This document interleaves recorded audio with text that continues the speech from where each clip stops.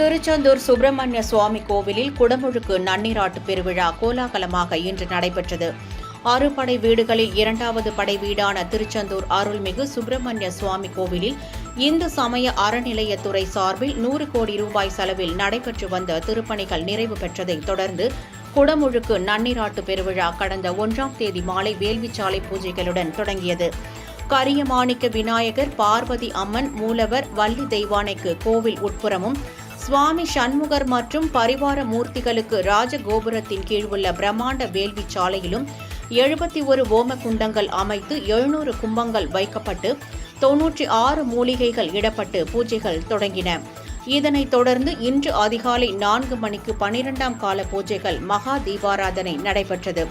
பின்னர் வேள்வி சாலையிலிருந்து அதிகாலை 5:35 மணிக்கு கடங்கள் கோவில் கோபுர விமான கலசங்களுக்கு எடுத்துச் செல்லப்பட்டது. காலை 6:22 மணிக்கு கோபுர கலசங்களுக்கு நன்னீராட்டு பெருவிழா கோலாகலமாக நடைபெற்றது.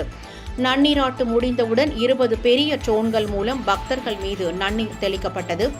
இந்த விழாவில் அமைச்சர்கள் PK சேகர் பாபு, அனிதா, R ராதாகிருஷ்ணன், மாவட்ட ஆட்சியர் க இளம் பகவத், முன்னாள் மத்திய அமைச்சர் பொன் ராதாகிருஷ்ணன் மற்றும் ஆயிரக்கணக்கான பக்தர்கள் கலந்து கொண்டு வெற்றிவேல் முருகனுக்கு அரோகரா என்று முழக்கங்கள் எழுப்பி தரிசனம் செய்தனர்.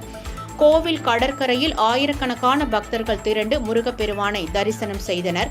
மேலும் கும்பாபிஷேகத்தை தங்கு தடையின்றி பக்தர்கள் காண்பதற்கு வசதியாக நகர் முழுவதும் முக்கிய இடங்களில் 70 பெரிய LED திரைகள் அமைக்கப்பட்டு குடமுழுக்கு நிகழ்வுகள் நேரலையில் ஒளிபரப்பப்பட்டது.